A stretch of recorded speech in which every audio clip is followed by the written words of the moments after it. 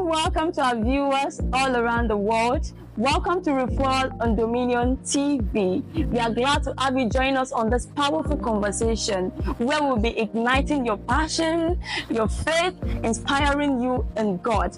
And today, I have with me Pastor Timi, and don't forget, I am Folashade and Jolalua. Pastor Timi here is going to be sharing with us his faith experience so far in God, his challenges, and how he navigates through it.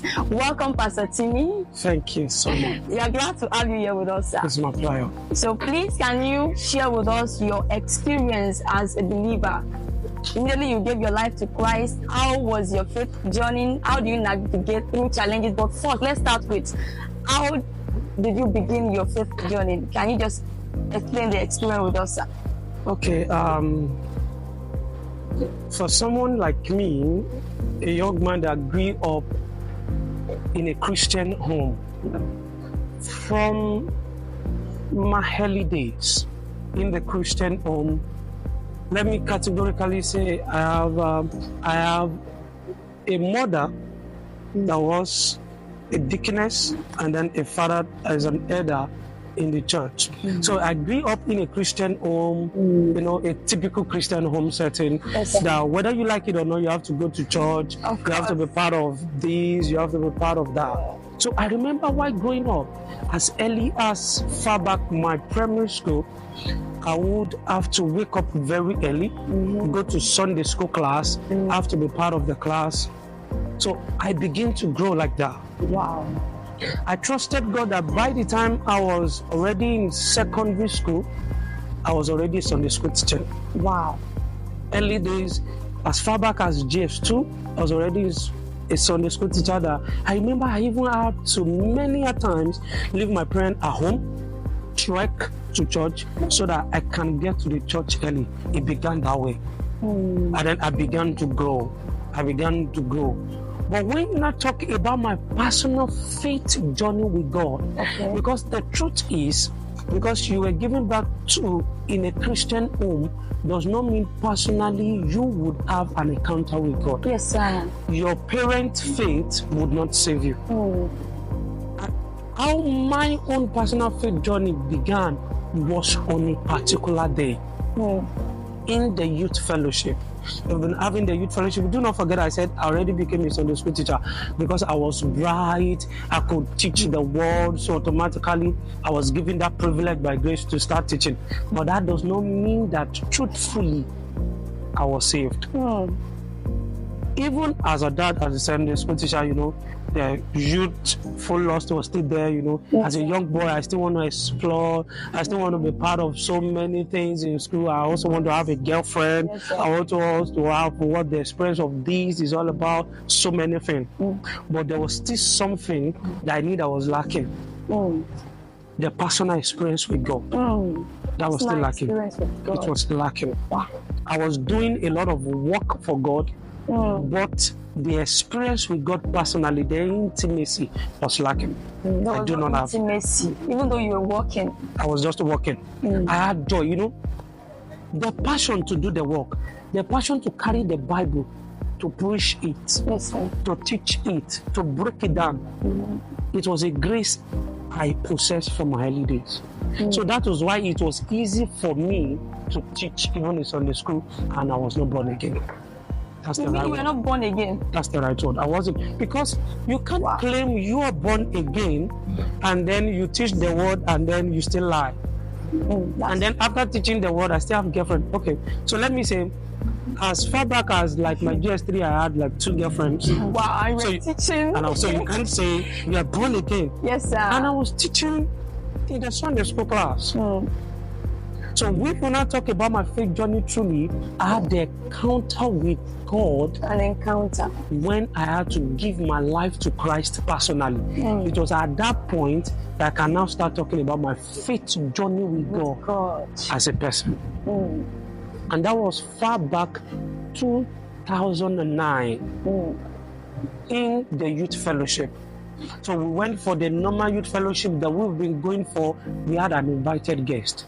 And then after it all, the message was powerful as usual. Then there was a word. that changed my life. What was the word? It kept on resounding to date. Would you continue this way? And God will be able to judge you faithful for your service. Wow. Then I thought about it.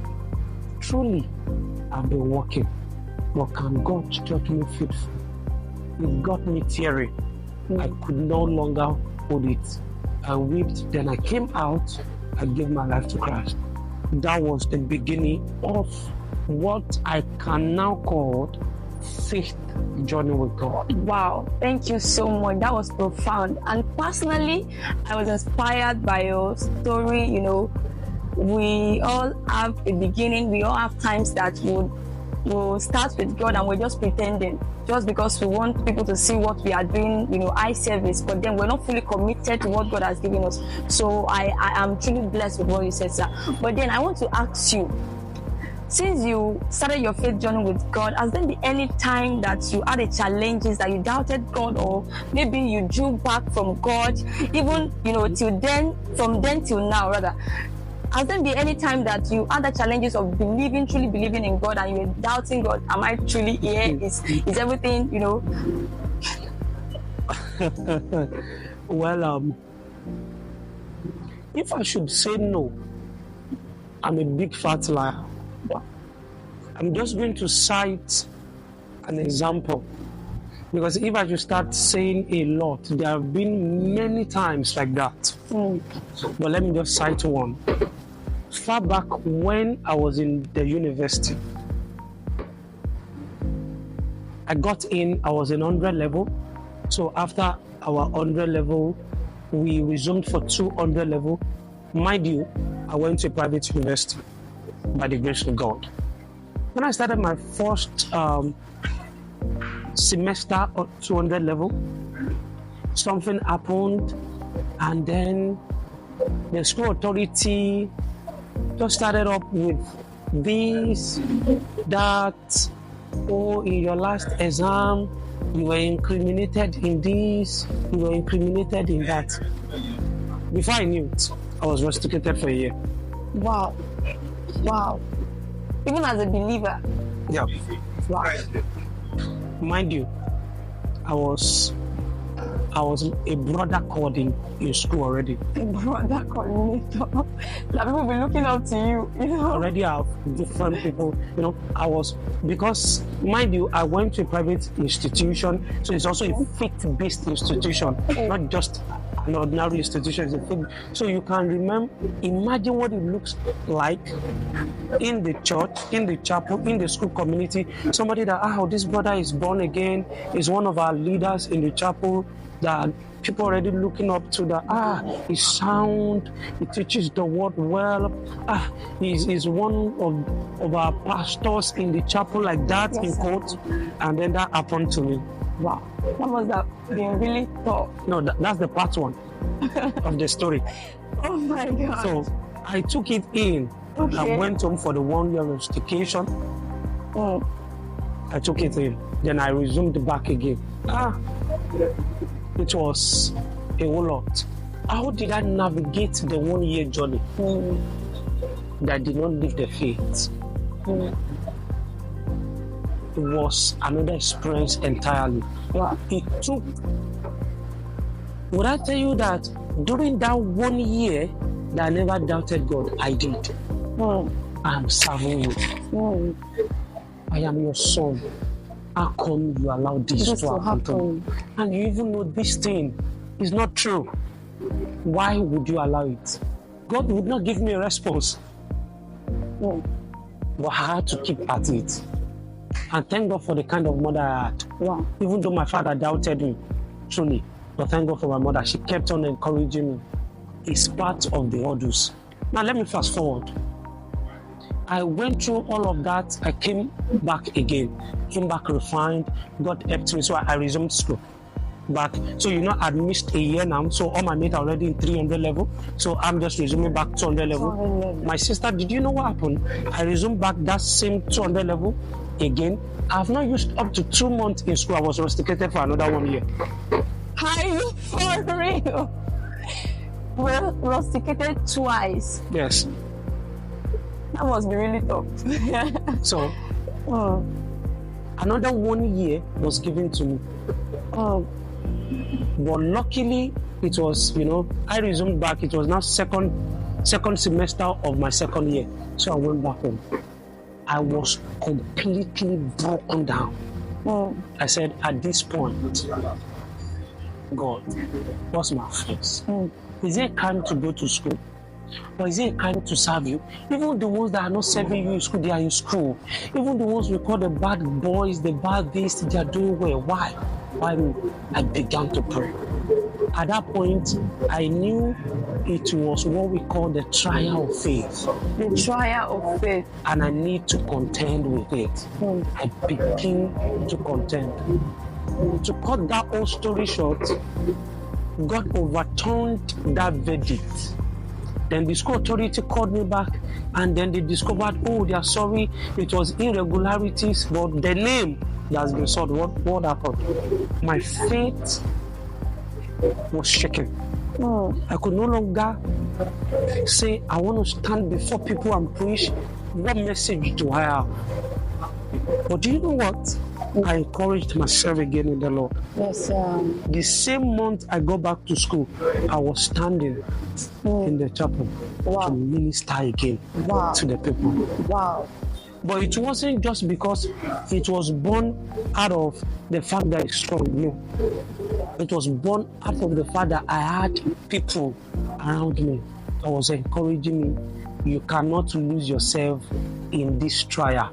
It is called the trials of faith. What you do with this period will determine what will come out of your life. Those were the words that kept me going. And I kept on holding on to the word of the Lord. You have not failed those ahead of me. You can't fail me now. Would you not help me? Yes, sir. Would you not uphold me? And then he did it. So when I came back, there was a point I made a decision. I will never carry the mandate of God in this institution again. Let me just be quiet. But the fire burning inside could not allow me. That same month, I was back. Wow. Preaching the word. So when you say, have you? Many times. Many times. But the only thing that kept me going is that, is it for man or for God? Is it for man or for God? Wow. Thank you so much, sir, for that great experience that you shared with us. And I just know that we've learned one thing or the other. So as we round up, sir, I just want us in few words to tell, what can you say to the people who are going through that same trial, but they don't have the strength, they feel tired and weary, they're already there, they don't want to move forward anymore. In few words, can you just encourage them and, encourage them in the Lord, just the way God has helped you? Can you just share a few words with them as we round up the session? Okay.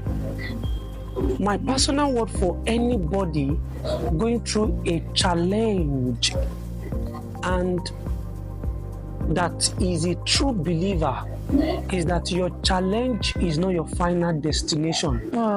Challenge is not your final destination. It's not your final destination. Yes, it's sir. only a test.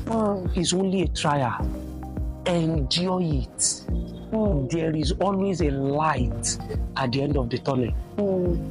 Do not allow the devil to win the battle, because there is a war you must win. Wow. Thank you so much, sir. That is really profound. I believe we've learned one or two today. And of course, your trial, your test is not the end of your destination. It is a process, like what he said, that God is taking you through to make you become who he wants you to become. And thank you, all our viewers, for joining us today on Refuel. Thank you, Pastor Timi. See you next time by God's grace. Stay tuned.